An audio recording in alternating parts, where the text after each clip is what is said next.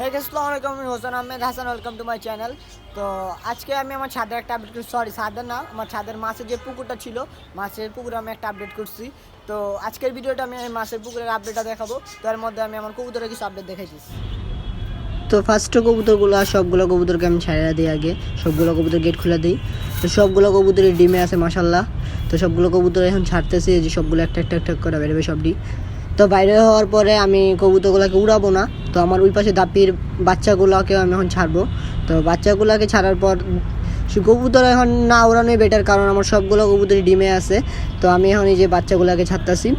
বাচ্চাগুলো এখানে মানে কবুতর ছাড়লে পাগল হয়ে যায় বাইরে হওয়ার জন্য, মানে ওরা ভিতরে থাকতে চায় না, কারণ ওদেরকে আলাদা করে দেওয়ার পর হয়েছে বেশি দিন হয় নাই। তো এই যে আমার উপরের জোড়ার একটা বাচ্চা আছে, মানে 4 নম্বর খোপের। আর এটার নিচের যে এইটা আছে এই জোড়াটার এক জোড়া ডিম আছে, নিচে ওই যে লাল গলা জোড়াটা এক জোড়া ডিম। তো এটার নিচে চুইটাল সবুজ গলার যে জোড়াটা এটার এক জোড়া ডিম আছে। আর এটার নিচেরটা কোনো ডিম নাই, ওরা পারবে মানে কয়েকদিনের ভিতরে ডিমটা পারবে। আর এই জোড়ার ডিম আছে মাশাল্লাহ, সব কবুতরেরই ডিম আছে। তো এখন আমি কবুতরগুলোকে পানি দিব, কবুতরগুলোকে আমি পানি দিব, কারণ কবুতরগুলোকে সারাদিন আমি ছাদে নাই, মাত্র ছাদে আসছি, মানে বিকালে ছাদে আসছি আজকে। তো দেরি হয়ে গেছে, এই জন্য কবুতরগুলো পানির জন্য পাগল হয়ে গেছে। তখন আমি পানি দিয়েছি, দেখেন সব কবুতর পানি খাইতে চাইসা।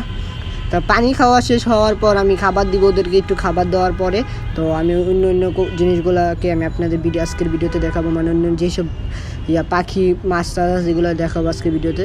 তো এখন আমি কবুতরগুলোকে খাবার দিব। খাবারের জন্য অনেক হয়ে আছে, কারণ আজকে সারাদিন আমি ওদেরকে খাবার দিই নাই, মানে সকালে আজকে ভুলে ছাদে আসা হয়নি। আর সকালে কীভাবে ছাদে আসবো, অনেক রোদ থাকে। তো এই জন্য আমি সকালে ছাদে উঠি না, খুব কম উঠি, মাঝে মধ্যে উঠি। বাট এখন আমি উঠতাম বাট উঠি না, কারণ হচ্ছে গিয়া কবুতরের এখন ডিম আছে, যদি বাচ্চা থাকতো তাহলে খাবার দিতাম, কারণ বাচ্চা অবস্থা কবুতরের খাবার খায় বেশি।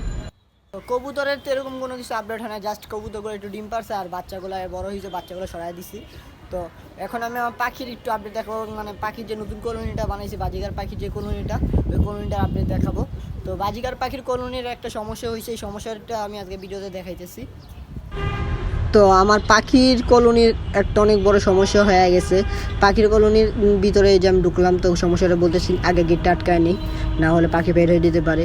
তো আমার এই পাখির কলোনির সবচেয়ে বড় সমস্যা হইতেছে গিয়া, আমার যে এখানে 2টা ফিমেল পাখি ছিল, তো ফিমেল 2টা পাখি চলে গেছে। তো কোন দিক দিয়ে বের হয়ে গেছে আমি বলতে পারি না, মানে আমি পুরো ঘরটাকে আমি ভালো মতোই বানাইছি, মানে কোনো দিক দিয়ে ফাঁকা টাকা রাখিনি, সব দিক দিয়ে আমি নেট দিয়ে দিছি।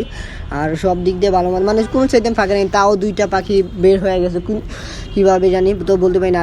আর আমার যে একটা বাচ্চা ছিল, ছোট একটা বাচ্চা, যে মাথায় ব্যথা পেয়েছিল অন্য অন্য পাখি যে মারছিল, ওই বাচ্চাটা মাশাআল্লাহ বড় হয়ে গেছে, যে বাচ্চাটা দৌড়াইতেছে, কখনো উঠতে পারে। তো ওই জায়গায় হাতে নিয়ে আমাকে কামড়াইতেছে। এই পাখির কামড়টা আমার অনেক ভালো লাগে, যে আমার হাতে নিয়ে বসে রাখছি, যে ওর মাথার পশমটা এখনও উঠে নেই। তো আপনাদের সবার দোয়ার, আল্লাহর দোয়ার কারণে তো এটা বেঁচে চারি যে সবগুলা। তো আমার পাখির কলোনিতে এখন সবগুলা মেল পাখি, কোনো ফিমেল পাখি নাই। আর বাচ্চা পাখি আছে, এই যে নিচে খাবার টাবার দেওয়া আছে সব কিছু পাখির কলোনিতে। আর এই বাচ্চা পাখিটা মেল না ফিমেল হবে এটা জানি না, কারণ এখনও বাচ্চা। তো আর পাখিটা আগে আমি ছেড়ে দিয়ে, যাও তুমি তোমার বাসায় যাও, শুধুমাত্র বসে থাকো। তো বাজিকার পাখির এই একটা সমস্যা হওয়ার কারণে, মানে কীভাবে যে 2টা পাখি চলে গেলো বা কোন জায়গাতে বের হয়েছে আমি কিছুই বলতে পারি না। আমি কলোনিটা ঠিক মতো দেখছি কোনো জায়গাতে ফাঁকা আছে কি না, তো আমি কোনো জায়গাতে কোনো ফাঁকাও পাই নাই। তাও পাখি 2টা কোন দিক দিয়ে বের হয়ে চলে গেছে এটা আমি বলতে পারি না। থাক, যেটা কপালে ছিল এটা আর কিছু করার নাই, এটা আমার কপালে লেখা ছিল, এটা এরকম হবেই। তো এখন আমি ফাইনালি আমি মাছের আপডেটটা দেখাই।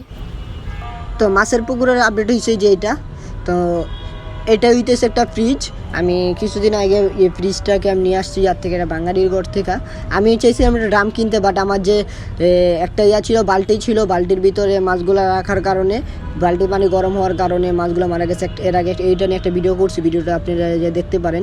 তো এই কারণে আমি কোনো ড্রাম কিনি নাই, কারণ ড্রাম ও প্লাস্টিকের ওইটাও গরম হইতে পারে। তো এই জন্য ফ্রিজটা নিছি। তো এই পাশে বর্তমানে এখন সবগুলো যেগুলো মাছ আছে এইগুলো আছে, এই পাশে যেগুলো বাচ্চা আছে এগুলো রাখছে। আর এই পাশে যেই ছোটো থাকতে আছে ওইটাতে আমি দেশি প্রজাতির মাছ রাখবো।